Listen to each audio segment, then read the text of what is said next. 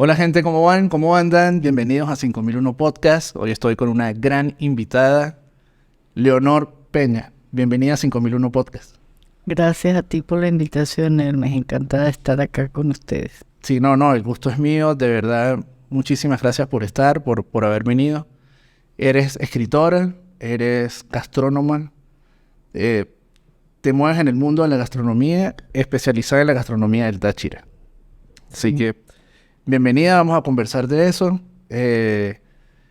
Tengo muchos recuerdos de los libros que he leído de ti, de cómo me inspiré muchísimo en los libros de la cocina tachirense, que formó parte de todo lo que fue el comienzo de mi proyecto de Mercado 5001. Ahí me apoyé muchísimo. El mundo de la gastronomía es un mundo que nos incluye a todos. Sí, bueno, nada, gracias, bienvenida. Y bueno, ¿qué significa ser gastrónomo o gastrónoma en este caso? Bueno, la palabra gastrónomo lleva adentro de ella y está compuesta por otras palabras, y una es astrónomo. Astrónomo, ok. Porque en realidad la gastronomía es un universo. Cuando presenté el libro en Caracas y cuando voy a los eventos de gastronomía a representar al Táchira, siempre hablo del universo gastronómico tachirense. Hay una película que se llama El sabor de la vida, Okay. y ahí habla un gran experto en especias. Es una película hecha en Estambul, y bueno, Estambul, la entrada a esos dos mundos, Europa, Asia, pues ha sido la capital de las especies y de esos mercados extraordinarios y de las comidas, y es el encuentro de todos los mundos y sobre todo la gastronomía.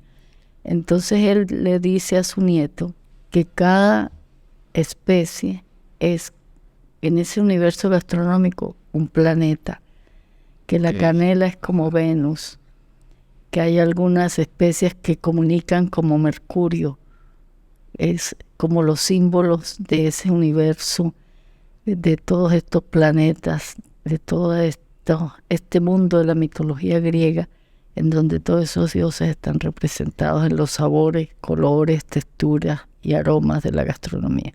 Bueno, yo no había escuchado una analogía así, de esa manera. Me parece fascinante, me gusta. ¿Cómo relacionar entonces, crear un universo a partir de lo que son los sabores del mundo, en este caso? Bueno, yo creo que el universo es el gran cosmos y además también es el microcosmos. Todos somos parte del gran universo, pero todos tenemos nuestro universo en nuestra mente, en nuestra memoria, en nuestro corazón, y el universo de los sabores en el paladar. La memoria del paladar comienza en la infancia, y por eso Santi Santa María dijo que todos tenemos dos patrias, donde nacemos y la patria emocional de la infancia. Sí, bueno, claro, es que todos recordamos nuestros sabores de la infancia, cosas, por lo menos las meriendas que teníamos. Sí, la merienda más emblemática del Táchira era ese bocadillo de guayaba con un vaso de leche Táchira.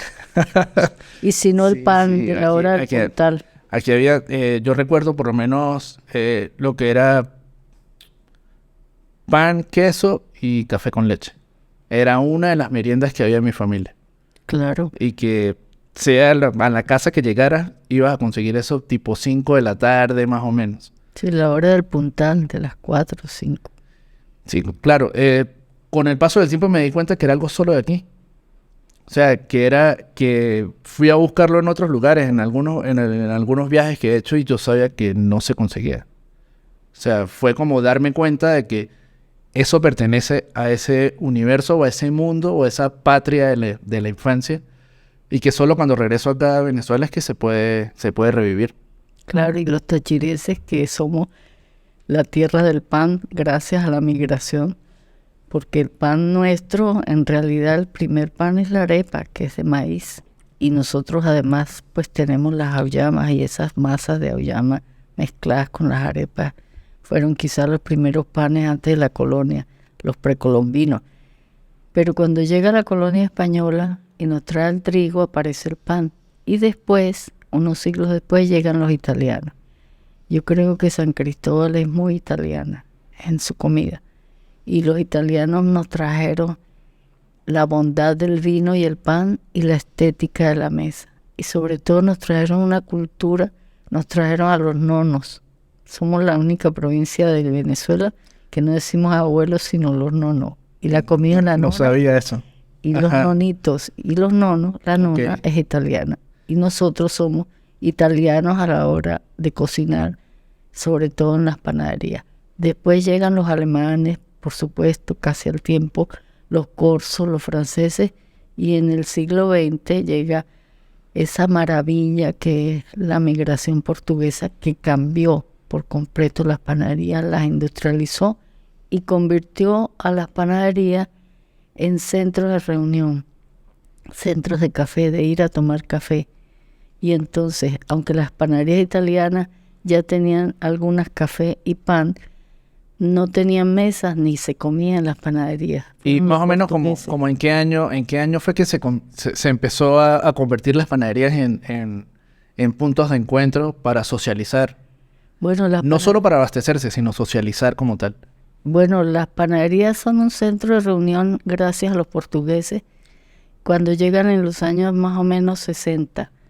Y entonces, después de los años 60, ellos crean ese sistema de panaderías que era esa gran tienda donde usted conseguía el periódico, las revistas, el café, podía desayunar, podía almorzar, podía cenar, los sándwiches, y abría todo el tiempo. Y empezaron los panaderos, porque desde que aparece el pan en América, los panaderos y también los panaderos en Europa siempre han sido la primera persona que uno conoce en un pueblo, porque uno llega a un pueblo y va a la panadería.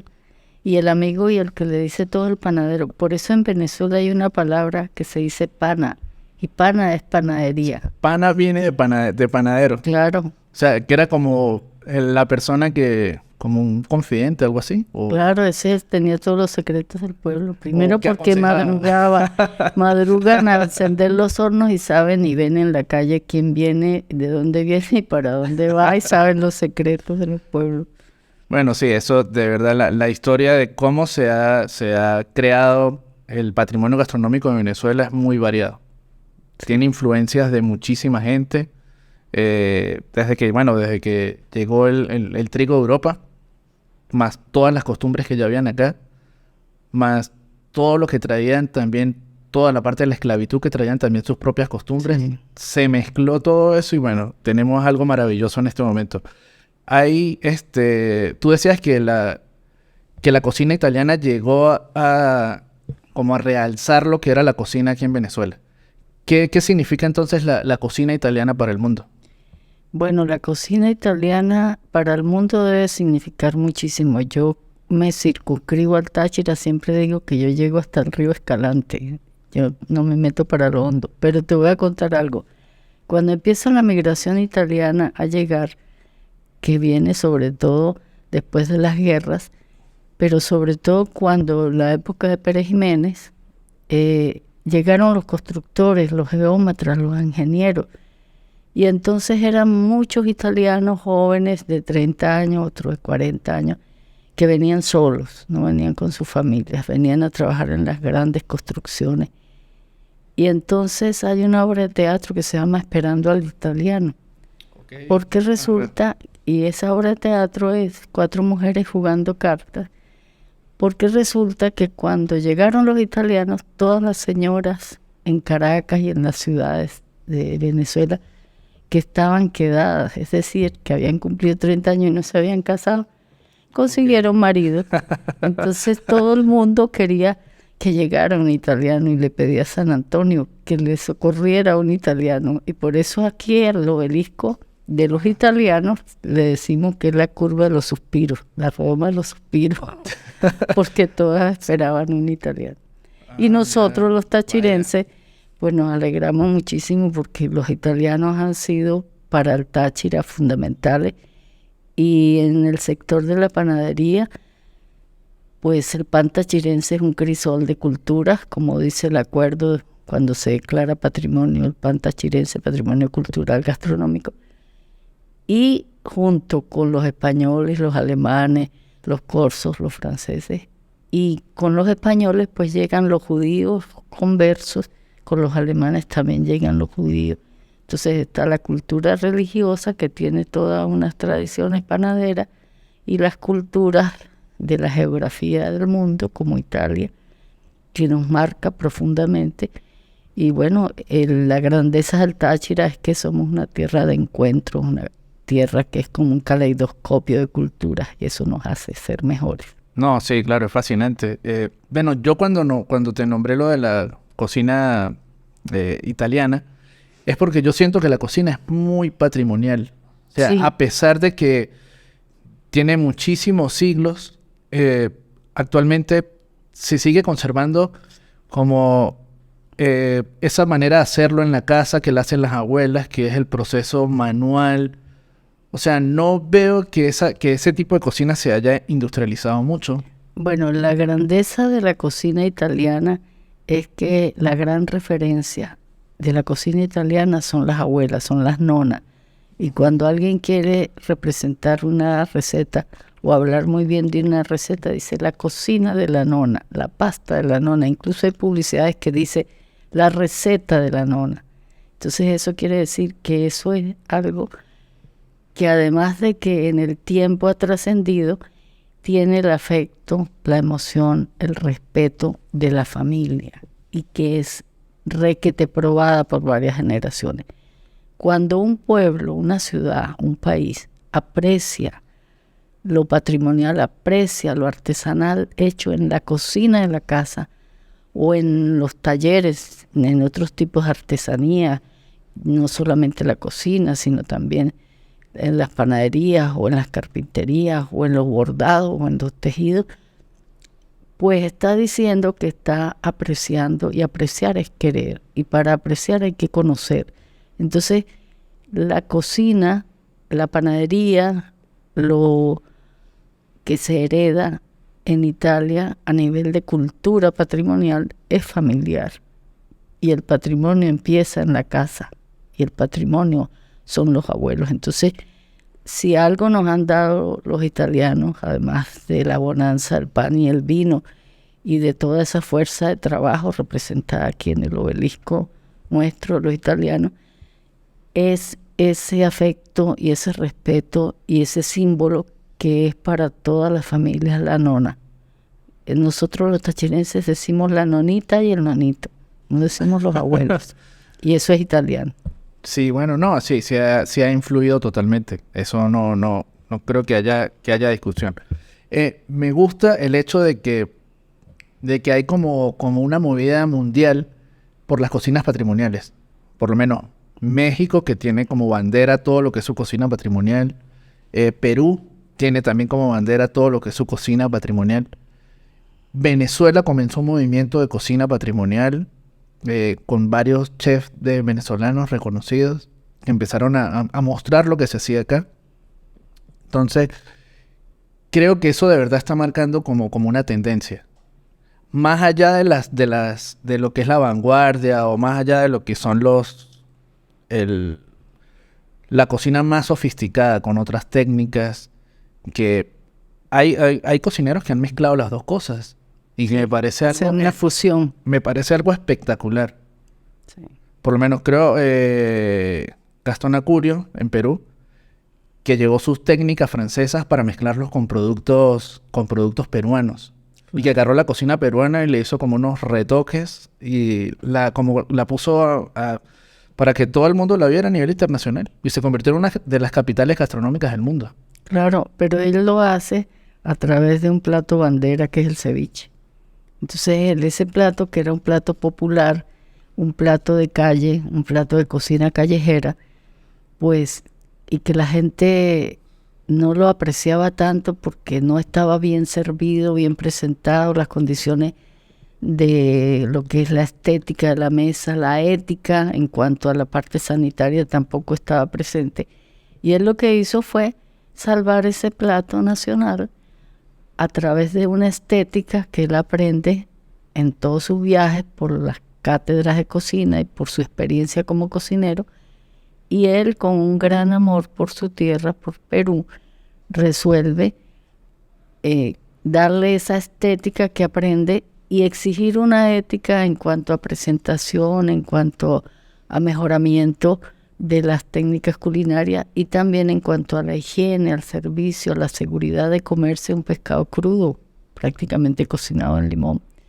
Y entonces eso pues aseguró que la oferta estuviese cumpliendo todas las exigencias del público del turismo mundial. Y Perú se convirtió en una gran referencia del turismo gastronómico. Ese es un gran ejemplo. Lamentablemente, en muchos países y en muchas regiones, incluso acá, pues la gente tiene un esnobismo y entonces tú consigues un joven recién graduado de chef internacional con un gorro más alto que el ego con el que salen de sus escuelas. Cosa que me parece fabuloso que hayan escuelas que estudien todo lo que es bueno, es bueno. Lo malo es ese ego exacerbado de que me graduó de chef internacional y chef quiere decir jefe. Y nadie puede graduarse jefe si no ha mandado ni siquiera para el carajo. Sí. No ha mandado nada en ninguna cocina, no ha tenido ni una venta de cotufa. Entonces sí, claro, hay que ejercer. Creo que en la cocina el gran Batel seguramente tuvo un ego espectacular y se lo ganó con trabajo, pero eso es un estorbo. Yo creo que la mayor lección que he visto de humildad es la de los grandes cocineros. Yo estuve muchas veces en los eventos de la Fundación Vigo en Caracas, en los eventos de Venezuela Gastronómica, en los grandes eventos de los salones internacionales, que en Caracas nos llamaban a participar como tachirenses y por supuesto siempre iba con los cocineros nuestros, con Leandro Mora, con Alberto Api, con Katy Pernía, con los Karim Marulanda, con tantos cocineros grabados en el SEGA, Pedro Garrido, Douglas Nieto, tachirenses que trabajaban un plato durante meses hasta que tenían la receta perfecta, una receta tachirense. Y entonces llevábamos esos platos y nos iba muy bien y ganábamos reconocimiento, que era lo que ellos también querían, el aplauso, la aprobación, porque como dice su mito, los cocineros cocinan desde la cocinera más humilde hasta el gran Batel para que los quieran, porque cocinar es una manera de amar, de decir yo te aprecio, yo te quiero. También es una manera de dominar, porque el que te sirve te domina. Ok, yo lo veo como que puedes unir un acto de servicio, pero también es algo que estás regalando, algo que estás dando. Entonces como que se unen las dos cosas. Y sí, es una manera de expresar amor. Y el poder. ¿Pero por qué? ¿Por qué dices que el poder? ¿Por qué? Porque quien te da de comer te domina. Y eso lo ves hasta con los domadores de leones y de tigres. En gastronomía se dice que quien te maneja el paladar y te maneja el ego, te puede amar y querer y proteger, pero también te puede dominar y doblegar. Entonces, bueno, todo es una negociación. Por eso la mesa es el gran territorio de negociación. Ok, sí, bueno, no lo había visto desde ese punto de vista, me parece Sí, la genial. psicopatología del poder establece que en la mesa se dan las grandes condiciones para resolver conflictos y también para crearlos. Y ahí influye también quién pone la mesa. O sea, Claro. en la parte de ese juego de poder. Claro que sí, porque una de las ofertas que hacen más trascendentes en ese mundo de lo que era lo femenino, la oferta femenina, las casamenteras decía que ponga la mesa en su santo lugar, que sepa coser, que sepa bordar y que ponga la mesa en su santo lugar. Porque la mesa es un altar y en los altares que se celebran todas las liturgias, pero las liturgias también manejan el poder. Y usted pide perdón en el altar y usted se casa en el altar. Y todo es en un altar. Y la mesa en el Táchira es un altar. Y es un altar de respeto. Yo creo que una de las cosas más bellas que tenemos los tachirenses como herencia es esa costumbre de esperar que llegara el Padre o el Hijo o el Espíritu Santo para servir la mesa y nadie comía antes que ellos. Y el primer plato se servía siempre para el señor de la casa que presidía la mesa y que la debe seguir presidiendo. Entonces, esa costumbre es de respeto y se cocina y es muy agradable ver cómo la gente guarda los recetarios.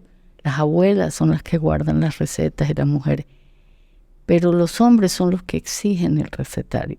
Cuando yo hice el libro de cocina... Porque son los que llegan a comer. Aunque bueno, eso está cambiando, pero eso está cambiando bastante también. O sea,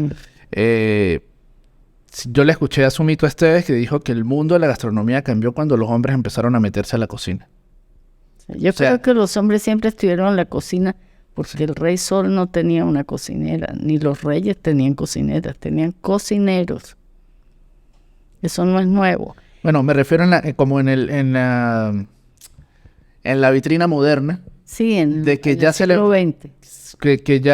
Que ya cuando los cocineros, cuando la cocina empezó a recibir hombres cocinando, se le puso más ojo, más luces a todo ese movimiento en las cocinas, que no pasaba antes. Antes, de hecho, digamos que cuando la cocina estaba escondida, como estaba súper escondida.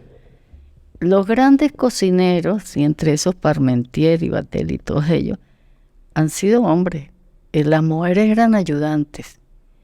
Pero en el común de la gente, porque bueno, el rey era uno, pero los súbditos eran millones, la cocina era de las abuelas y de las mujeres.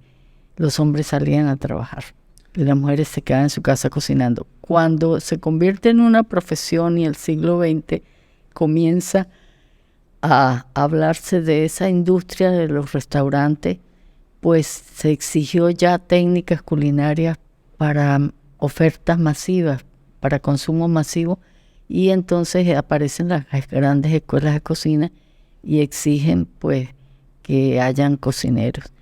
Y creo que lo que hace, o sea, por ejemplo en el Táchira, lo que yo siempre cuento es esto: todos los recetarios que he conseguido son escritos por mujeres, por abuelas. Yo creo que llegué a revisar mínimo 600, 700 recetarios que tenía y que escasamente me los dejaban ver. Okay, muy poca gente. Estamos hablando ya del libro La cocina tachirense. Sí, pero cuando sale el libro yo pensé que lo iban a comprar mis amigas o que lo iban a comprar las señoras y resulta que no. Los grandes clientes de ese libro, los grandes favorecedores y promotores de ese libro fueron los banqueros y los empresarios. Y entonces el doctor Juan Galeazzi, cuando supo que salió el libro y se anuncia la edición, él compró la edición completa para regalarla como un regalo de Sofitasa en Navidad y además puso en la página web el libro completo.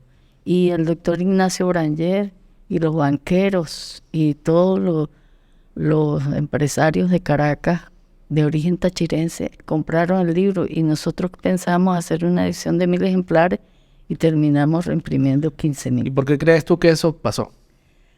Porque todos cuando agarraban el libro, cuando tomaban el libro en sus manos, me acuerdo tanto del doctor Hugo Murci, Pedro Pablo Paredes, Vladimir Galeazzi, Enrique Colmenares Finol, todos decían, aquí debe estar la receta tal. Y todos querían una receta. Y don Juan Galeazzi hablaba de los panes de la panadería de los Galeazzi en Seboruco, y el otro hablaba del mute de la Grita, y el otro de los pasteles de tal lado. Y todos tomaron ese libro como si fuera un cofre en donde iban a encontrar los tesoros de la cocina de sus abuelos. Bueno, era como documentar parte de su patrimonio familiar, en ese caso, más que del Táchira, era como de su patrimonio, ver que está ahí, algo que era de tu familia. La cocina de la nona, de las abuelas. Y fíjate que yo pues fui muchas veces invitada a comer en una casa porque habían cocinado por esa receta. Creo que yo no cocino, yo sé es comer.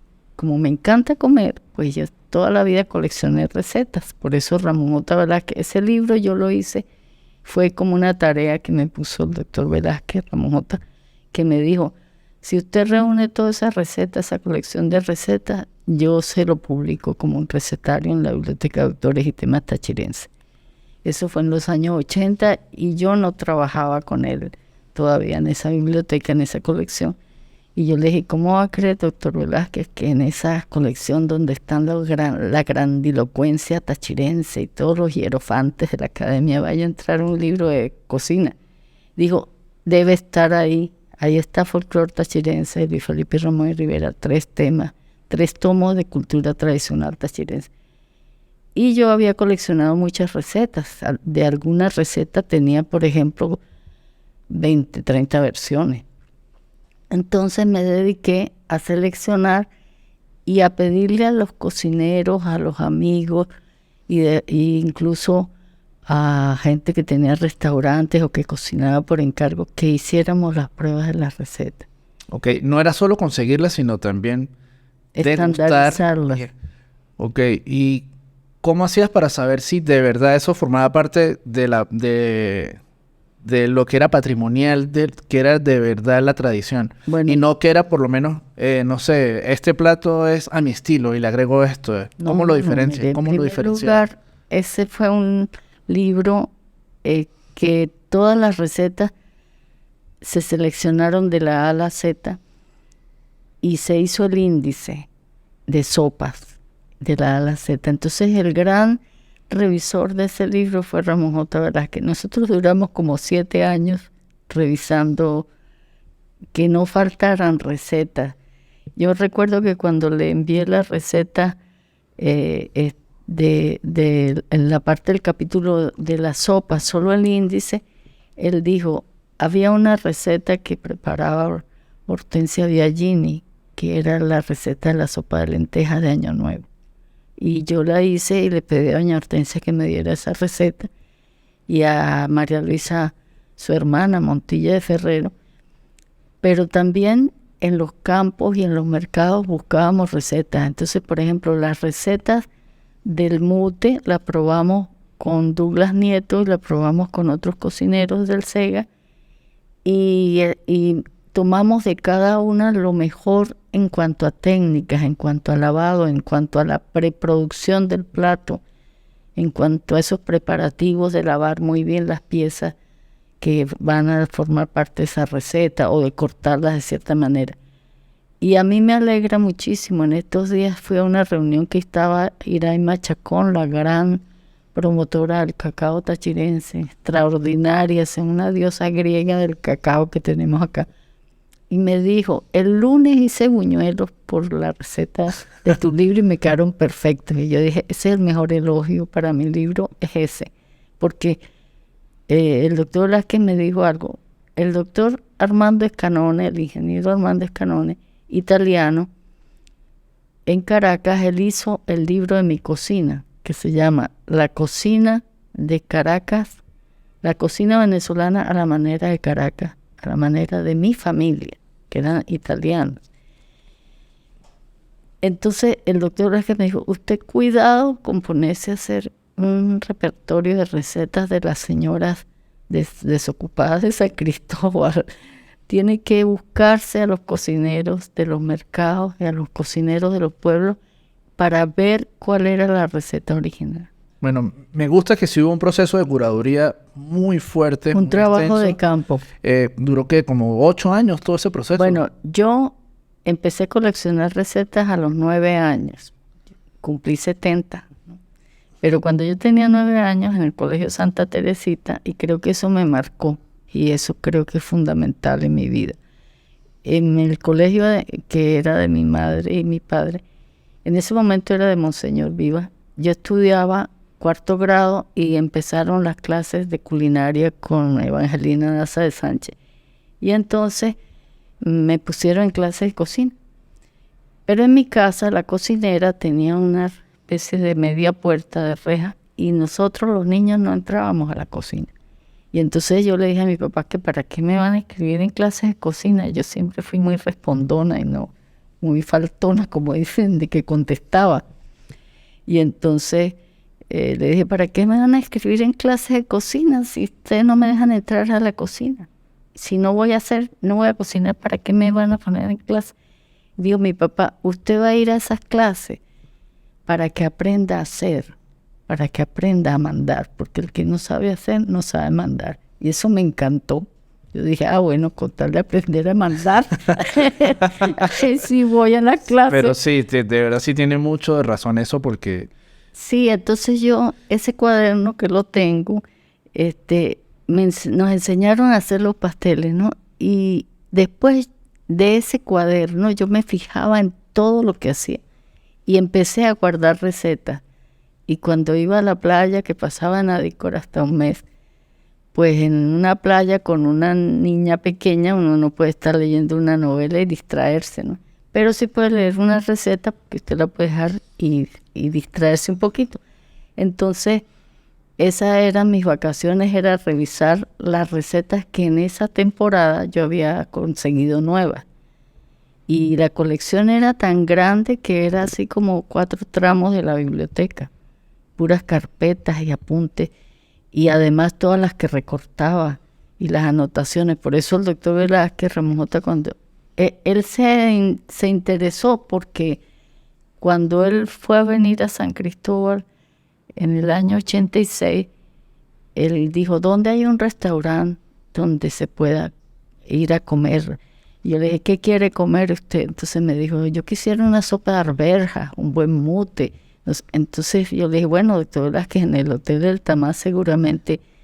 Y antes de que él llegara, yo fui hasta el Hotel del Tamar y fui con una cocinera que tenía extraordinaria y con mi hija, y hablamos con el chef, con el cocinero, y le llevé las recetas. Y claro, no le dijimos al doctor Velázquez que habíamos hecho eso porque él decía que no molestara, no le gustaba molestar. Pero fue una manera de empezar a practicar esos platos y que él fuera el gran juez. Cuando él fue presidente en el año 92, él me pidió que revisara el libro de cocina tachirense con Luis Felipe Ramón de Rivera. Y yo duré 6 meses revisando ese libro con Luis Felipe. Y yo le decía, él me decía, ¿qué es lo que usted quiere hacer con este libro? Y yo le dije, yo lo único que quiero es que nunca me digan, cuando salga el libro, que nadie me pueda decir que faltó algo. Entonces dijo, bueno, vamos a hacer un índice de la A a la Z, y en realidad no faltó nada. O que alguna receta no era, o que... No, todo está como era. Y al ser aprobado por Ramón J. y por Luis Felipe Ramón Rivera, y por toda la gente que probó esas recetas, y sobre todo por las cocineras, los cocineros que trabajaron en tantos restaurantes, sobre todo en los mercados y en los pueblos,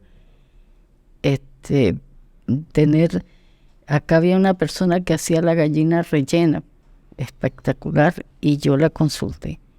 Y esa receta está ahí, y esa receta después Leandro Mora la llevamos en uno de los salones internacionales que fuimos en Caracas, y llevamos la propuesta de Leandro, que era su plato bandera en el restaurante Casacane. Mira, a mí me llamó mucho la atención en el libro ver que anexaste recetas escritas a mano por personas de mitad del siglo pasado. Bueno, hay solamente una receta escrita a mano, que es la de doña Evita Finol de Colmenares. Que es de una hallaca. Es la hallaca tachirense. La hallaca tachirense. Bueno, porque doña Evita, yo había reunido la receta de las hallacas de los domingos, que los hacía la señora Elena al lado del Colegio La Salle, las señoras de Capacho, las señoras de Táriba, los del pasaje Cumaná. A toda esa gente las habíamos consultado, las de los mercados, pero nos faltaba la gran receta, la más apreciada, que era la de doña Evita Finol de Colmenares, que esa receta es de su suegra Victoria Fossi de Colmenares, que se la da a ella a principios del siglo XX. Cuando Victoria Fossi le entrega esa receta a doña Evita Finol, ella tendría como 20 años, y era en 1920 y tanto. Total que esa receta venía de 1860 más o menos. Esa receta ya tiene casi 200 años. Y entonces doña Evita yo la entrevisto y ella me dedica la receta y me dice, voy a cumplir 92 años el próximo en enero, creo que cumpleaños. Y ella fue tan amable y tan atenta, y además hicimos un documental con ella, con Carlos Molina, y la molestábamos para que se cambiara de sitio, y yo le pedí disculpas por tantas molestias, ¿no? El grabarla y durar 2 días en eso. Ella me dijo, no te preocupes, que a mi edad ya nada me molesta. Y era la reina de la paciencia, era una filósofa, era una persona espectacular. Entonces doña Evita Finol tuvo esa amabilidad con nosotros y fue tan amable, y además dimos un taller en el restaurante de una sobrina nieta de ella sobre cómo hacer las hallacas, y hicimos un almanaque y el documental y el libro de las hallacas tachirenses, todo con ella, que yo dije, usted se merece que yo misma escriba a mano su receta. Y es la única receta que está hecha, copiada a mano, en respeto a esa señora fabulosa. Qué bonito, sí, eso me llamó muchísimo la atención. Sí. Y bueno, por lo menos ya viendo de que sí, el Táchira tiene una cocina patrimonial y que está documentada, tengo entendido yo que es la primera documentación en Venezuela que se hace de la gastronomía regional de un estado. Bueno, el Táchira, no lo digo yo, lo dice Alberto Soria, un gran gastrónomo y crítico y escritor, que publicó en el Nacional, en el papel literario. Cuando él recibe mi libro, escribió un artículo que se llama Sudor, Sabor y Disciplina. Y él dice, uno se imagina que el libro de la cocina tachirense es un libro austero, discreto, sencillo, de poco hablar, pocas palabras, como son los tachirenses. Bueno, en eso sí no soy tachirense. Yo me siento en la palabra. Y entonces me encuentro con un libro de casi 600 páginas, sin fotografías. Eso es maravilloso. Es uno de los libros hay como 5 o 6 provincias en el mundo que tienen libros de más de 500 páginas. Solamente 5 o 6 provincias. No países, ¿no? Porque que haya un libro de cocina venezolana de 500 páginas, pero este es un libro de una provincia. Pero además hay un diccionario gastronómico del Táchira, que también lo hice con Ramón J. Velázquez y revisamos todas las palabras, y tiene casi 500 páginas. Ahí, además de las palabras y todo el glosario, están las cantas y coplas y poesía popular de todo lo que es las cantas de molienda, de labranza, de comida, todo lo que tiene que ver con la gastronomía. No, wow, de verdad sí. Yo admiraba muchísimo todo lo que conseguía en ese libro y veía que otras ciudades no lo tenían. En Venezuela no lo tenían. Somos los únicos. Luego empezó el movimiento de las cocinas regionales, que está la bandera de, Margarita. Margarita Gastronómica es una maravilla, con Fernando Escorcia, que está manejando todo eso. Pero no tenían documentado todo lo que había. Todo ese tipo de sancochos que hacían en la orilla de la playa, eso no está documentado. Sí, entonces puede ser que ese libro haya sido un modelo para otras cocinas regionales acá en Venezuela. Sí, yo creo que más que un modelo es una necesidad, porque es que nosotros nos extraviamos en querer ser importantes. Y nosotros, yo creo que el mundo entero está harto, para decirlo en tachirense, en gocho, harto de egos y de gente importante. Ya no cabe más nadie importante. Necesitamos gente útil. Si mi libro es útil, mi libro sirvió.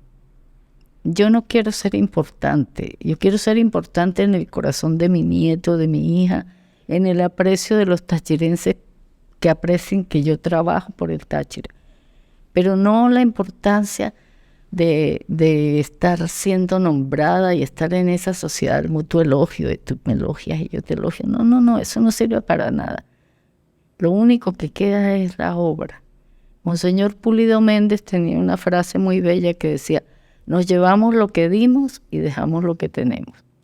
Yo creo que nos extraviamos mucho en querer ser importantes y en querer tener por tener y tener. Entonces todos tenemos más ropa de la que nos podemos poner, más comida de la que nos podemos comer. La mitad del mundo se Sí, muere de hambre y la otra mitad bota la comida. Y creo que el mundo se extravió en eso. Entonces, la utilidad de ese libro de cocina, para mí, el mayor logro, el mayor reconocimiento por mi trabajo sobre la cocina tachirense, aparte con todo lo que agradezco que la academia me haya dado el Premio Nacional Armando Escanone por mi investigación y todo, el gran premio fue haber llegado a una aldea por Capacho, creo que se llama Llano Grande, me disculpan si no me acuerdo bien el nombre, en una escuela hicieron un evento de gastronomía y yo no sabía que allá no entraba carro y llegamos hasta un sitio, después fuimos en jeep y después nos tocó subir a caballo.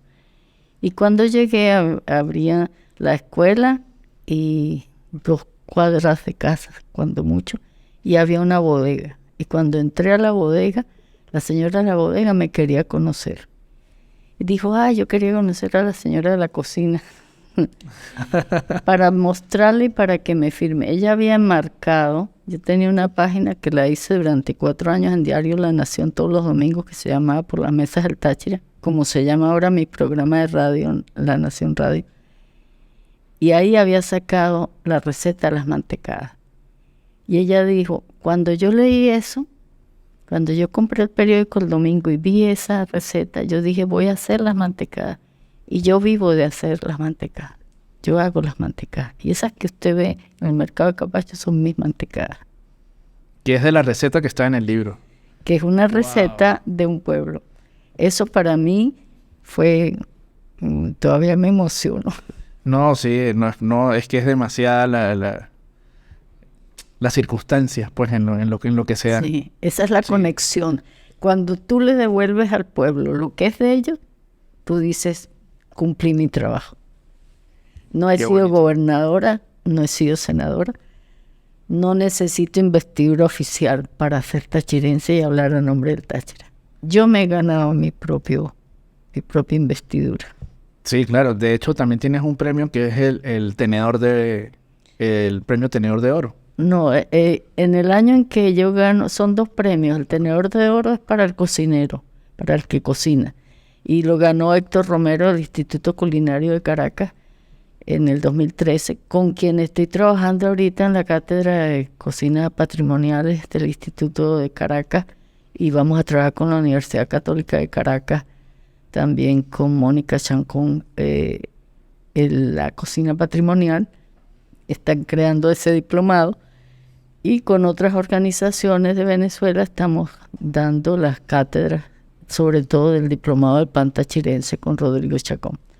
Este fin de semana comenzamos con la Escuela de Cocina para Niños y el primer taller de panadería para niños y de cocina con el libro de Coloreando la historia del pan de San Cristóbal, que lo vamos a iniciar con ese taller. No, sí, demasiadas cosas. Sí, entonces eso del premio gana premio. Héctor Romero, el Tenedor de Oro. Héctor tiene un instituto culinario en Caracas de cocina patrimonial venezolana. Es el máximo cocinero en su pedagogía como instituto. Así como Víctor Moreno tiene su restaurante extraordinario, fue director del Centro de Estudios Gastronómicos, el CEGA, la mejor escuela de gastronomía de Latinoamérica, de un país de cocina, y se gradúan de cocineros venezolanos. Entonces, fundada por José Rafael Lovera. Y ese año Héctor gana el Tenedor de Oro como cocinero y yo gano el máximo premio que se le da a alguien por su investigación, documentación sobre las cocinas de su región, una cocina patrimonial, y me dan el premio Armando Escanone. No, bueno, no, nada, genial, felicitaciones. Qué bonito todo esto. Y por lo menos de toda su experiencia que tiene en investigaciones, recorrer restaurantes, viajar, vivir experiencias en otros países. Si una persona quiere comenzar un restaurante, ¿por dónde debería comenzar? Bueno, yo creo que si yo tuviese 20 años menos, ¿verdad? Ajá. Y tuviese menos interés en enseñar y en promover y más interés en hacer dinero, ¿verdad? Yo pondría un restaurante tachirense. Acá no hay donde ir. María Isabel Rincón, en el Rincón Tachirense, hace un gran esfuerzo y mis respetos a su trabajo.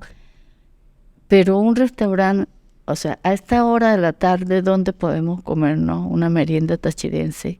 Unos pasteles de verdad, no eso de masas hechas industrialmente, cuadrados, grandes, pesados, no tienen ni la forma, ni el color, ni la tonicidad, ni el sabor, ni el relleno, nada de lo que son nuestros pasteles. Entonces yo pondría un sitio de comida tachirense, de desayunos tachirenses. La pizca, no el caldo con papa, ni todo, no, las pizcas son las pizcas y la pizca es tachirense. Del Escalante para allá hacen pizcas andinas que llevan huevos, papas, bueno, hasta zanahorias creo que le ponen, ¿no? Cada quien tiene su versión, su mito tiene una versión muy rica, pero esa no es tachirense. Entonces, por eso cuando a mí me dice que la pizca andina y el pan andino, yo digo, no. Andinos son los habitantes de los Andes, desde donde empieza la cordillera hasta la Patagonia. Andina es la región agroalimentaria. No nos metan a todos en el mismo canasto, porque nosotros, los merideños, los trullanos y los tachirenses, somos diferentes. Mérida tiene una extraordinaria cocina, espectacular, y unas cocineras, y unos libros de cocina, el libro de Ñastrí, Consalvi. Bueno, la cocina de Mérida es espectacular. No hay un libro que diga cocina merideña, porque es que el extravío también comienza cuando empiezan a editar libros, y entonces dice el libro de los páramos, o la cocina de las leyendas. No, es que hay que escribir el gentilicio. La cocina tachirense, cuando usted la googlea, cuando usted entra a Google a buscar, enseguida aparece, porque dice tachirense. El valor del libro es que dice tachirense. No es la cocina de San Cristóbal a la manera de no sé qué, o la cocina de la tierra de los presidentes, o la cocina de las tierras de la maíz. No. Es cocina tachirense. En eso Ramón J. Velázquez tenía mucha razón. Él hizo la Biblioteca de Autores y Temas Tachirenses, y esa es la referencia. Cuando usted dice lo tachirense. Páramos ahí en todo el planeta Tierra. Sí, páramos solamente hay en América. Ok. Sí. En Colombia, Ecuador y Venezuela. Y trabajé mucho con la gente de los páramos, y ahorita que viví en Pamplona estuve mucho en el páramo de Santurbán. Increíble lo parecidos que son. Sí, ok. Bueno, no sabía ese detalle. Pero lo que quería expresar era que no solamente hay páramos en el Táchira. Claro. O sea, en Mérida hay haciendo referencia a lo del gentilicio. Claro, sí, es que la ubicación es importantísimo. Aristóteles Onassis, cuando lo entrevistaron, coincidió con lo que han dicho muchos escritores y muchos intelectuales. A él le preguntaron que cuál era el secreto del éxito como comerciante de los inmuebles o como inversionista. Y entonces él dijo la ubicación. Buena ubicación. 3 condiciones tiene un inmueble para revalorizarse o socialmente para ubicarte. O sea, las 3 condiciones para tú conseguir las cosas y para que se revalorice son buena ubicación, buena ubicación, buena ubicación. Entonces, cuando uno ubica, cuando yo digo tachirense, el Nacional sacó el libro, una selección del libro, y se llama Lo mejor de la cocina tachirense. Y eso fue una batalla campal con los editores, porque ellos querían editar un libro de cocina tachirense. Cuando sale primero salió el de Sumito, y ellos querían hacer una colección de libros de cocina de las regiones venezolanas. Y resulta que no había. Estaban dispersos y habían, pero no estaban completos. Y entonces Tulio Hernández le dijo a Miguel Enrique Otero: yo tengo el de la cocina tachirense. Y él dijo: como siempre los tachirenses todo lo tienen, todo lo han hecho. Y cuando vio el libro dijo: bueno, pero eso es demasiado grande, vamos a hacer una selección. Y ellos, con Blanca Streponi, la editora, y Silda Cordoliani, que acaba de ganar un premio mundial de diseño, por cierto, ganó un premio. trabajamos y ellas me propusieron que el libro se llamara Pizcas, Mutes, no sé qué. Yo dije, no señor, si no está la palabra tachirense yo no hago el libro. Porque ¿quién va a saber por allá en Oslo o por allá en Suiza, en cualquier lado, que eso es tachirense? Eso le interesa a los tachirenses. El primer público para quien yo escribo ese libro es el tachirense. Después vendrán los demás, pero eso es para los tachirenses. Y un tachirense quiere buscar en internet algo de cocina tachirense y debe decir tachirense. Entonces, ellos dijeron, no, pero tiene que tener otro título. Y dije, no, o se llama Lo mejor de la cocina tachirense o no lo hago. Y así fue, llegamos a un acuerdo y ese libro se vendió tan bien y fue tan exitoso que ellos mantuvieron en publicidad 3 meses, un cuarto de página, y Farmatodo con Viasa, Iberia lo compraron para sus vuelos internacionales, para los carritos, y terminaron vendiendo miles de ejemplares. Yo les vendí los derechos de autor de esa época. De esa edición es del Nacional, no es mío, a cambio de que publicitaran mucho y se vendiera. Sí, y ayudar al Táchira. Claro, porque es que eso es del Táchira. Y entonces tú dices que comenzar a hacer un restaurante de cocina tachirense. Sí, yo creo comenzar escogiendo el tipo de cocina que vas a ofrecer. Sí, yo creo que cuando nosotros entendamos qué es lo patrimonial, o sea, si los dueños de los restaurantes, los inversores, los socios, los ocurrentes, porque es que ahora también es una moda tener un restaurante a realazos, a punta chequera. Entonces lo primero es comprar una casa, tumbarla, traer al diseñador, a todo el mundo, y al último que llaman es al cocinero. Lo primero es el menú. Cuando todo el mundo añora comerse, volver a tener en su plato lo que comió en su infancia. Yo creo que si aquí hubiese un sitio donde ir en este momento a comerse de merienda, a tomar de merienda una torta de mazorca de Táriba, o una torta de auyama, como la que hacía Carlos Oquendo con ciruelas pasas espectaculares y brandy, o la torta de cacao tachirense con brandy, o los pasteles como los que preparaban las señoritas Morales o doña Mireya Villamil, que tenía unos pasapalos espectaculares de pastel. Todos estaríamos haciendo cola. Tendría más cola eso que el Saime.